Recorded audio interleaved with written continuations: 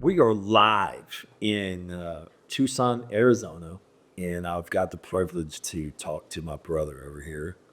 He's my neighbor, WeedCo. He's got an amazing story. I cannot wait for the audience to see this.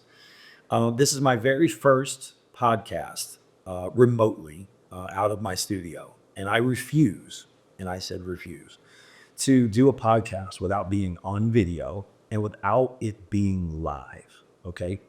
And I have the pleasure today in Tucson, Arizona, to introduce you to WeedCo. And his name is Justin. He's got an amazing story, and I want everyone to hear the story of opportunity, risk. And Justin, what's up, buddy? Well, first of all, thank you so much, Mike. I had no idea that we were going to be doing a podcast when I woke up this morning. And so coming here and having dinner with you and Augie was just fantastic. I can't thank you guys enough for having my life and I over here.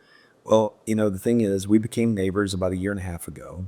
You work next to our store, and you've been in Tucson, Arizona your entire life. Absolutely. Is that right? Absolutely. Born and raised. You are native. and native of Tucson. And walk me through a little bit of your journey. You said earlier you worked for Raytheon. Yes. So And you're 49? I'm 49 years old. 49 years old. Look fucking amazing, bro. Like, what the hell? You on anti-aging drugs right now? He probably is. It's okay. And you know what I'm talking about, audience. Anti-aging drugs. No, but seriously. So you worked at Raytheon. What did you do at Raytheon? So I was at Raytheon for 21 years total. I kind of traveled around there. I was a logistics supervisor, went into supply chain management, and then went into packaging engineering. And that's when I decided that I was done with corporate America.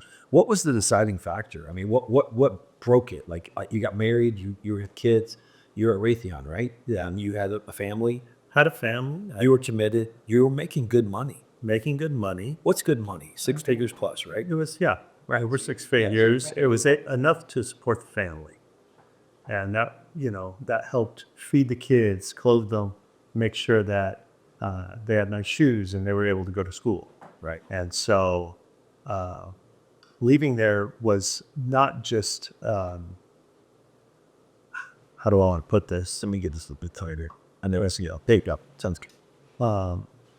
The true story of leaving there is pretty, it was a traumatic story because I got turned into ethics for having a business outside of Raytheon. And my management, I signed a conflict of interest. Everybody knew, but I got turned into ethics because somebody didn't know that I had that. And in corporate America, what I found with this company is that all my information, they knew everything about me. They knew my brother-in-laws, my sister-in-law. They wanted to know who my best friends are and why and what do they do. And I just felt it was very invasive. And I came home that night and I told my wife that I was going to leave there. And that was not a good conversation. I'll be honest. I was stressed and upset. And I put her through something that I decided never to do again. But I went in there and I gave my 2 weeks the next day. And I did not have a plan. Essentially, we talked about it earlier, I jumped out of a plane without a parachute. I had no plan, no idea what I was going to do. But it looks like you landed in an ocean. So instead of the desert. Well, so walk me through that. Like, when you leave and you terminate yourself, they're basically giving you notice and you walk out, corporate America, and you get home. Walk me through that first day home with like, what the fuck am I going to do now? Yeah, it was interesting because when I put in my notice, I reached out to an old employer, and he took an idea that we had built and said, Justin, I think that now's the time we can do this. And so if we go back many years, we wanted to build a big boy toy store for big boys. Like you have pool tables, you have Shark Tank, you have Harleys and Indians, you have dirt bikes, but it was for you kind of cross that threshold. The over 40 Yeah. toys. Big boy toy store. Well, what he came up with was a company called Let's Group Buy, and it was getting, a group of people to go in and buy air conditioning units, swimming pools. I'm not just going to bring you one customer. I'm going to bring you 10 customers. And it was a group selling. It was a group selling concept where, actually, I'm sorry, group buying concept. The stores, whether it be an AC company, a swimming pool company, landscape company, anything that sold for over $3,000, we would go in and negotiate with them the best price. So I was a foot soldier there. I basically, he told me, I have this opportunity. I'm building the website. If you can go get us customers, we'll do this business. So I did. I went out and talked to about 99 businesses. We were able to get some of them on the site, and we ran out of money. And so we had the fortune of my brother-in-law hiring a landscaper to come over and spray weeds at my house. And we lived down the street at the time. And the gentleman who did that basically told me, hey, this is my last time I'm doing this. I'm going to jump into real estate. And I took him out to lunch. And so I took the weed guy. I took the weed guy. How did you find this weed guy? My brother-in-law sent him over. Your brother-in-law found him, knew him. Yeah. And sent him over to do weeds. Now, let's talk about fucking weeds here in Arizona, man. And the only reason I say this with such passion is we have a new home here in Arizona. I'm new here. I'm not from the West Coast. I'm from Charlotte, North Carolina. And I buy this home and I start doing some renovations and I leave. And I get a notice from the HOA. You have a weed, one beef in your yard. I'm like, oh my God, I have weed. 99% of the yard is rocks. And so I'm over here laughing my ass off going, this is what my neighborhood walks around and does at night. They go around and count how many weeds are in somebody's damn yard. And I asked my girlfriend at the time, I said, did we buy an over 55 neighborhood? Because I don't remember giving my ID, and I'm 52. I'm not quite there yet. And she goes, no. And with a serious face, I was riding out of the neighborhood the other day, and I think I saw some kids. So she didn't know. I bought this house away from her. I bought it I looked at it for a couple of hours or an hour, FaceTimed her a little bit, and then I bought the house. She didn't even know what kind of neighborhood we bought. So I'm literally getting notices from the HOA, and I laughed. And then I get another one, and I get a fine. And they actually fined me, and I had to pay a fine. So needless to say, I went to the store, bought some weed killer, sprayed it, thinking that everything was okay. 3 months go by, and none of the weeds died, and they're all still there, and they've migrated times 100. So fortunately enough, I have a killer neighbor, and I look outside, and I think the very first time I actually saw your vans, I thought you sold weed. Yeah. I was like, we're right next to a marijuana plant. And I was like, holy shit. And then, no, I met you, and I was like, oh, you kill weeds. And then he upsold me on his pest control business and said, hey, man, we kill scorpions and shit too. No, I'm just kidding. But no, he's got a killer business. And I want you to go into the story of, you took the guy to lunch, and this is such a remarkable story, but I wanted to dive backwards to give people in the audience an understanding of how nasty these weeds are, bro. They're deep in the ground. But we go back and tell me about, you took the guy to lunch. Walk me through that scenario. Real quick, part of the problem is we'd spend our Saturdays, me, the kids, my wife, we'd go out there and pick weeds for hours. And because we'd get letters, right? So when this guy came and sprayed this magic blue stuff, I was thrilled. And when he told me he was not going to be doing it anymore, I just looked down the street and I saw opportunity, because in Arizona and Tucson, and I'm sure across the nation, there's communities that had this similar situation. So we went out to lunch. He took me to a couple jobs that he had to do. He actually left me at one and had me put on a backpack with a little pump sprayer. Yeah. And I pump sprayed. He gave me $50 for doing this. And then we got back to my house.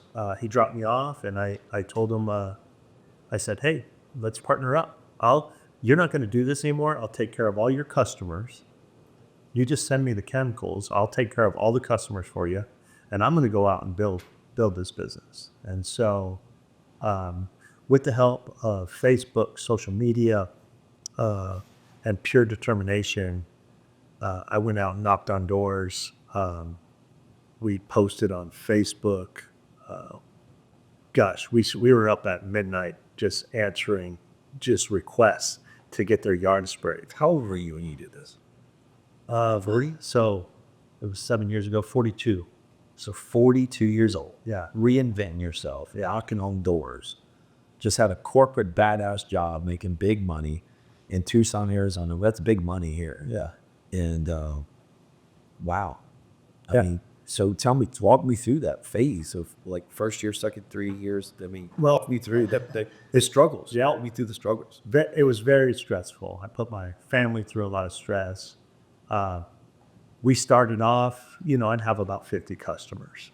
I think I got to 50, and I was working on an Excel spreadsheet, doing the things. And, summer came, and it's hot here in the summer, and nobody wants to be out working outside, and especially coming from the job I had.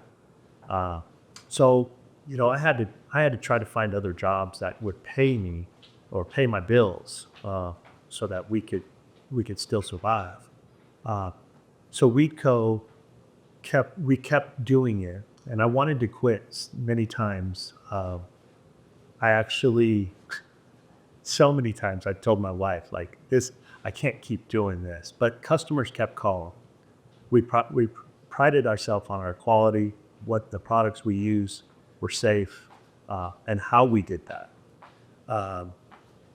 and how we communicated that. So when the season rolled back around, I started getting referrals, and so more customers would call. And so after a while, I was like, I don't want to do this. I don't want to be the guy out spraying all the time. And I've sprayed probably 1,000 yards. But I basically, we didn't have a rig. We didn't have anything really set up. I just had a backpack. So I started hiring employees, 1099 them, and they were basically drive their own truck. They'd show up. I'd put a backpack in there, put the chemicals in, show them how to do it, and they'd go out and. What were you charged out in? What was the price? So for a basic front yard was a $50. Okay. And how long would the stuff last? It would last 5 to 6 months. No shit. Yeah. Well, you need to make it last 2.5. Right. So it would last a long time, and that was hard because sometimes customers would forget about you. Right. So we got a knock on the door from a door-to-door company, and they were selling pest control. And I listened to the spiel, and I kind of watched how he did stuff, and lo and behold, I asked him what software they used, and so I called that software company. What was it? It was called Field Routes. It was actually called Pest Routes, but they're a service tightening company, and they changed their name or got bought out by Field Routes. So we started using Field Routes, and I negotiated with them because I was so small. $100 was a lot to us back then, and so we were able to negotiate. We didn't have a lot of customers. What were they going to do for you? So what they do is they basically get all of our customers into the software. We can take pictures. We can do invoicing. We load a customer portal. We have a customer portal for the customer, so they can see the pictures, the before and after pictures. They can see their invoices. They can see when we last sprayed. They can communicate with us. And we're able to auto schedule. So a customer does not have to have us. They don't have to always call us. We will reach out to you. And we wanted to make it as easy as possible for the customer. Do you still use this software? We still use the software. No. Does it work really well? Yeah, it's great. I'd love A subscription base? it. Is. That's cool. Yep, and it is, and we've been able to add pest control onto that, even termites. We're able to quote right from the software, so we don't have to go outside of the software to do a quote. I don't have to show up to somebody's house, make sure you're home, let me measure your yard anymore. And now we do it all on that software. That's awesome, man. Yeah. And how many trucks do you happen to man? Right now we have 16 trucks. Yeah, the reason I know that is because he shares a parking lot with me. And you guys tent all those trucks. That's my dog right there. No, so the thing is, he's our neighbor, and he runs an amazing business. What got you doing the pest stuff? And you went from this story. When did you actually look at your wife, give her a hug, give her a kiss, and say, "Baby, we fucking made it"? Haven't done that yet. No, she. When did you know you were over the hurdle a little bit? Every day's sometimes a hurdle. I'll be honest. No, you have 16 fucking trucks, bro. You're not in backpacking. We're not saying I'm talking. When did you reach the level of like, oh shit, I got tanks, I got this, I got systems and processes in place, and I got more than 2 trucks? COVID 2020 was a good year for us.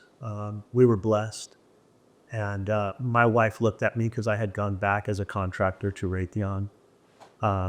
We had 4 trucks at the time. And my wife looked at me and said, you either need to sell your business or you need to quit Raytheon. And What made you go back to Raytheon? They called you? I was getting A recruiter? Did a recruiter call you? Did you work as No. a contractor or fact as an employee? I went back as a contractor. I'm sorry, for my old boss. He called me, my old manager, and he said, "Come back as a contractor. We know you have a business. We're fine with it. Come back." And in 2020, we just continued to grow by multiples. And when she gave me that opportunity to tell Raytheon bye, I gave them 6-month notice. And January of 2021, I went full time. What made you go back to doing that? Did you just say, hey, I really want to get back to some more stable income? Yeah, it was absolutely. We had kids going into college, and there had to be some kind of stability. Yeah, and that's one thing that we want to point out here, okay? Entrepreneurship looks pretty 20 years later, right?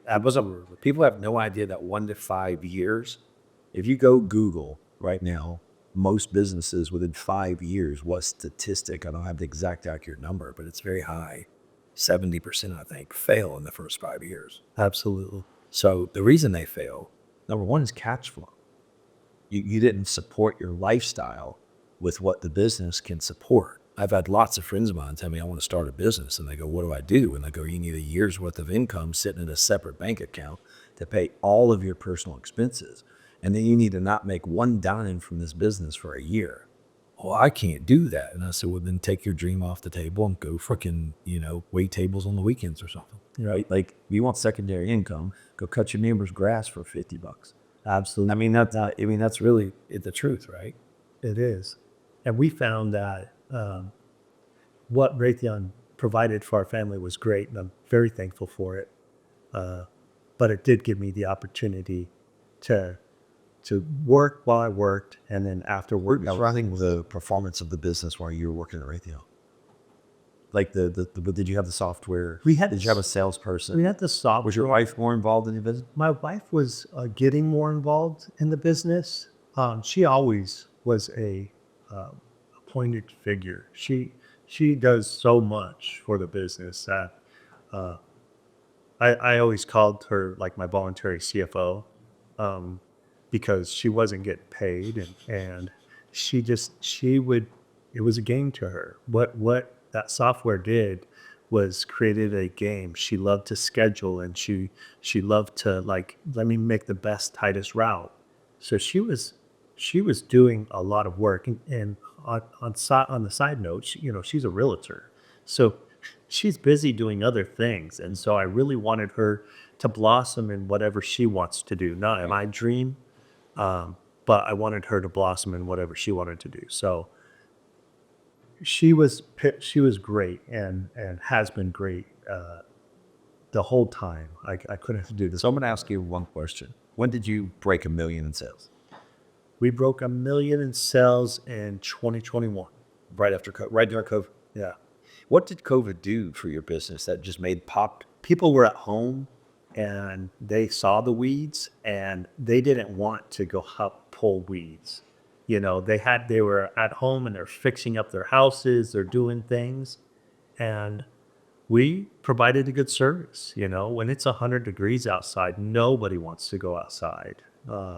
And what's unique here in Arizona is it's always sunny here. If you get a little bit of rain, those weed seeds are in the ground, and so weeds populate. And so people say, oh, they only grow during the spring, or they only grow after monsoons. Truth is, they'll grow all year round here. So They will. So that I literally went out and pulled a bunch of weeds in the backyard, and they go down a good 10 inches. yeah. Like 10. I mean, when I say 10, I mean the roots. And am I exaggerating? No. I'm not fucking exaggerating. I'm talking roots, like root, like it's a carrot. Like you're pulling a carrot out of the ground. It's insane. And these things are prickly and Stickers. they're nasty, man. Yeah. Yeah. Never pull a weed again. Call WeedCo. So do you have a buy-in discount? Do you have like a multi-service discount? Do you have like all of a sudden pest control? Walk me through the pest side real quick. You went weeds. You hit $1 million in 21. I got a little bit of coin in the bank. Fuck it, let's start doing weeds and then add on pest control. Yeah. So what we did, we're all licensed through Arizona Department of Agriculture. So there's a Office of Pest Management, and we have to go through a licensing process. And that licensing process is training, testing, keeping up with continuing education units. That's impressive. So we have to do all that. Well, pest control, termites, weeds, turf and ornamental, that's all, they're in the same category. So being able to go ahead and do pest control, I was already helping the customers with their weeds. Why don't I just help them where they don't have to hire another company to go do pest control? And there's a lot of pest control companies out there that don't do weeds. And so I thought it was a good opportunity for us to start helping our customers. And part of the reason was a lot of our customers started to call us and say, when are you going to do this? Why do I have to keep paying this guy when I can pay? So did you have to go through some special education to learn this business, or did you already know someone in it that did you have some background education? Some doing pest control? Yeah. No. I mean, I did my own pest control. You just winged it? Hey, bro, if you put these traps out here. No, I didn't go out and do the services. I went and got the licensing that we needed. I was able to broaden my weed control license, my turf and ornamental, and grab my pest control license.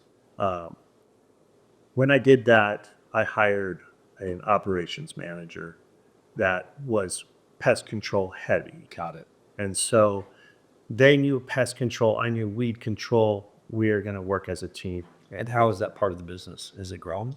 That part of the business is growing. It's more of an organic growth. We are working on, these are some of the struggles when going into that side of the business. Everybody knows when you say WeedCo, they think about weeds. They don't think about pest control. And so we've had to rebrand how and what our brand looks like now. A lot different than what it did before. Oh, I know. I saw your logo from a year and a half ago to now, and it looks really cool. Yeah, thank you. I like it. It looks like a shield. So basically, you have a shield with a cricket. No, I'm just kidding. A roach, a roach, and a rat, and what was the other? A weed. Yeah. So it's yeah. So there's and the idea behind the shield is we want to protect people's homes. We want to protect their properties. I thought about like Captain America. What is, he has this big shield. It's great. Yeah. So, The thing, I'm a marketing background, so I have a degree in marketing, and I love spending money on marketing, and I would do that every single day if as long as it was somebody else's money. But it's fascinating to me to come up with different ideas and see what other people do. And I am just fascinated by marketing. And I'm going to ask you a little bit about marketing. You said the Facebook. I really get a lot out of the groups. Are you in all the neighborhood groups, the Facebook groups? Are you using Nextdoor? yeah. So you're using all the platforms. Are you doing any paid ads on Google or anything? I'm not right now doing paid ads. We will start that. Well, if you do paid ads, you're going to go through my agency. Okay. Because I have the top-notch people. I'm not going to lie. I don't sugarcoat. What I do is, and I'm going to go into this briefly, I have Captivate Marketing. I'm a broker, just like your wife sells real estate. She's going to find the best home for the best price and negotiate it and get the best deal she can for her customer. You're my customer. Right. So I did that. I found all the super nerds. I tested them through my company, all of the people, and I vetted them. And I'm going to get you the best price, the best service, and the best everything. And that guy is going to pay me a royalty back on you off of the service he's already doing for me. So I'm just networking, and you're buying into my network. Like you did earlier with that packaging where you say, hey, buy a discount. If you buy in bulk, I buy in bulk. And now I'm sharing it with all my friends. And I'm now the strategist. So I get paid to be a strategist now. So if I sit down and say, hey, let's map out who you want to talk to.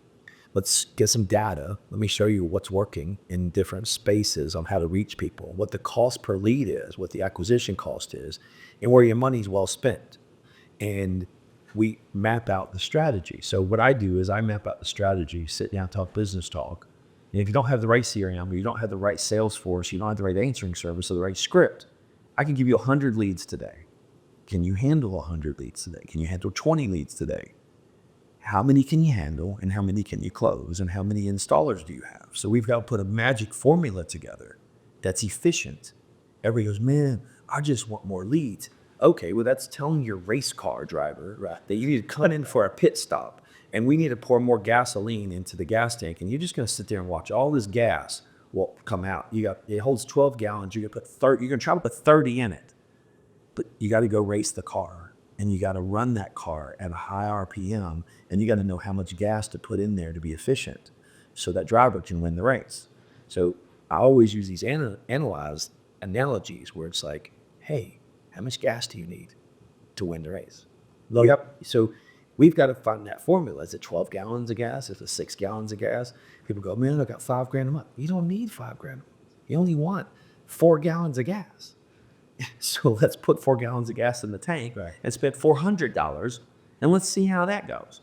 So everybody has these inflated budgets because agencies charge a lot of management fees. Well, if you can eliminate a lot of the management fees and you pay the super nerds, the dudes in the back. So all I am is a broker introducing the guys behind the curtain and saying, hey guys, I'm the sales guy, I'm the broker. Why don't you meet all my nerds? They're all back there in the computer. And you're going to deal directly with my nerds. You're going to go right to them. And I'm going to be the guy that they make happy, and I'm going to make you happy because I'm the broker, right? So I'm like the little mediator that's going to listen to you, give them the strategy, they're going to listen to me, and then we're all going to connect the dots. And that's basically what I did. Yeah, that's awesome. Yeah. I mean, Mike, listening to you all evening, I mean, I'm fascinated by all the things you do. I'm like, when do you sleep? I don't. Yeah, I really is the truth. I get a couple hours of sleep a night, and I'm living life. See, the thing is, when your brain works and you're having fun and you're happy, I don't have any problems. People in life have problems. I don't have any. I have zero problems. That's awesome. I only have obstacles. And I got to figure out how big a ladder I need to climb to get to that obstacle. I'm like, you know what? There's $1,000 sitting right there. If I get a 3-foot stool, I can stand on my left foot. Well, no, really my right foot. And then I can reach with my left hand. I could get that in about 12 seconds. But I got to get honey, do you have a 3-foot stool? And that's what I do is I look for the stools. I look for the ladders. And I look for that because everywhere you go, we have rocks out here in Arizona. And I'm sitting here looking at my backyard and I got rocks and I've got all these things. Well, there's gold in every one of those rocks. 100%. There's gold everywhere you look. They're really, You just gotta know how to get that rock out of the ground. And so I want to share all the gold in my backyard with all the people that come into my life. And that's my goal. My goal is to share all this gold because I've got this table sitting right here and it's pretty boring to sit here and eat by yourself. it is. So if I give everybody gold and we all have gold, then we all can sit here and eat. You know what I mean? Yeah. I mean, that's what you want. And that's why you network. And that's why, you help people. And that's really one of the big. I saw that with you. Yeah. I mean, I gravitated towards you. When I met you, I was like, this is my brother right here. And we just met. Like I'm talking within a few minutes. You just know. When you radiate good energy, you radiate good energy. And I always make this joke, and this is a pretty funny joke. I don't think I've said it on the podcast yet, but I speak 32 languages. And when I go to every country I've ever visited, China, Japan, everywhere, I literally speak 32 fucking languages. I do. And what I do, Believe that? I do. I speak 32 languages. As soon as I start smiling, they smile back. I love. So I speak the universal language, baby. Every country, everywhere. Hey, baby. She smiles back. It's just, so if you give a smile and you radiate positivity and you're happy, I don't care. Like, try this. This is a good exercise for anybody. Go anywhere in the world, including New York, on a subway, and just sit in front of the person and sit there and go, and smile, and just smile, and just look at them and smile. They will fucking crack a smile. I swear to God. That's awesome. So it's all good. WeedCo, man. So here's the thing. We took this business 7 years ago from a little guy that came to your house to spray, and your brother-in-law introduced you. You just quit your job from Raytheon. You now have a pest control business on top of that. You now have 16 vans and do Facebook ads, next door, social media, word of mouth, hitting doors, door knocking. So if anybody out there is listening, the two people in Canada, you got to knock on doors and you got to be willing to risk it all. And you got to be willing to jump out of the plane with no parachute. And now 16 trucks later, and I have probably, he's a $2 to $3 million company now. So we've hit the 2. And one thing I want to ask you about, when you got to 1 million, how fast and easy was it to get to 2? It was the next year. So 1 year, went from 1 to 2. Now, when you're coaching or talking to other business owner friends of yours and things like that, and you go, hey, once you get your first million, it's easy to get to the second one, isn't it? it is. And it's easier to get to the third one. And it's easier to get to the fourth one because you have a formula. You know what works. Duplicate. It's repetition. Yeah. So could you give advice to anybody that was 40 years old that wants to start a business? What advice can you give? I would say this. If you're 40 years old, make sure that you do have some financial stable Or a wife that makes or a wife that makes really good money. Have some support. That's the biggest thing.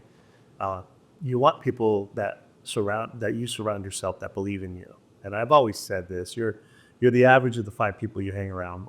So if you hang around hustlers, if you hang around people that go out and get it all the time, you're probably going to be a go-getter and you're going to be able to do it. So I would say choose your network wisely, make sure you have great support, and make sure you have some financial stability. And also, the biggest thing, what I would say is love what you do. Try to find something you love. Me personally, I love helping people.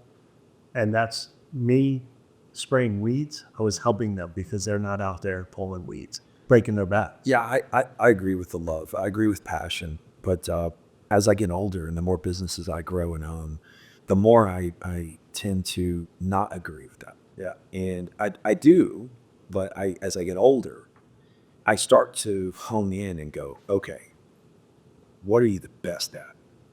Like if you wake up in the morning and you go, what are you the absolute best at? And I'm going to know that exactly with you right now. You're the best at people.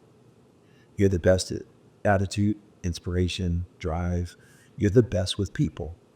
And it doesn't matter what you're selling. You already went and sold one business. You already did this. You already did that. You could sell anything. It doesn't matter what it is because you provide a level of service that not anyone else can do the way you do it. You're genuine. You're nice. You're believable. You're trustworthy. You can find that out in you in 30 seconds. So one thing that I do in public, when I meet people all the time, is I give them 1 to 3 minutes to talk to me. When I meet random people, I want to ask you this question, because this is something I do. And I want to ask if you can see this. 1 to 3 minutes, can you determine if someone that you're talking to is a good investment or a bad investment? I always think everybody's a good investment, and that has probably been something that I need to hone in my skill. Okay. I think that's important. And one thing I'll tell you is that, and I coach this, I give everyone, when I meet them for the very first time, 100% trust. 100%. And I basically do it on a scoreboard basis, where it's like everyone I meet is batting 100 or has a score of 100, right? Every time they disappoint me, every time they lie to me, and every time they do something against me, I deduct points. And the scoreboard is always starting, no matter what, the day one at 100. And as soon as that scoreboard goes down and it comes to a level of what's a failing grade, 60? Yeah. Sorry, you failed. You're out. It's time to put somebody in your place. So I don't even let it get to 60 anymore. It's usually 70. It used to be 50 when I was 40, right, or 35. At 45, it might have been 60. Now I'm getting close to 80, right? My tolerance level as I get older gets tighter, because here's the thing. I now want the AB students. I now want the 80 and above people. Before, I used to let people go down and still believed in them and still was like, oh, I'm going to coach them. I know Johnny. I've been with me for 3 years, man. I'm gonna give him my best. And as I get older and I realize their vision is never going to be my vision, and I've got to find somebody that has and buys into my vision. Yeah. And I absolutely love that. I think over time you start to develop that. You do. You know, our conversation earlier about, you know, how you're dating somebody, right? Yeah. And you find that out over time. Early on, I am 100% all about the trust, and I'll give it to you, you give it to me, and I 100% agree with what you said. I'm evolving every day, and I just want to have this podcast for multiple reasons. Number one is networking. Number one is to get to know you better. Number three is I want to put your platform, your business, WeedCo, on the map, on the internet, live on the YouTube. You're Justin. What's your last name? Kern. Kern? Yeah, I don't think I knew that. Justin Kern, WeedCo, PestCo. Is it WeedCo, PestCo? Yeah. It says WeedCo, so that's WeedCo. Amazing business. I'm actually a client. I actually had my weeds done, and you did a great job. And I'm very fortunate to have you as a friend, and wanted to say thank you for coming on the podcast. Thank you so much, Mike. Yeah. I appreciate you so much. Thank you, brother. Hey, we're going to sign off here. Real Talk with Mike Burke here in Tucson, Arizona. We are doing a mobile podcast here now, and we're going to be on the road. Look forward to the next one coming out your way soon. Signing off.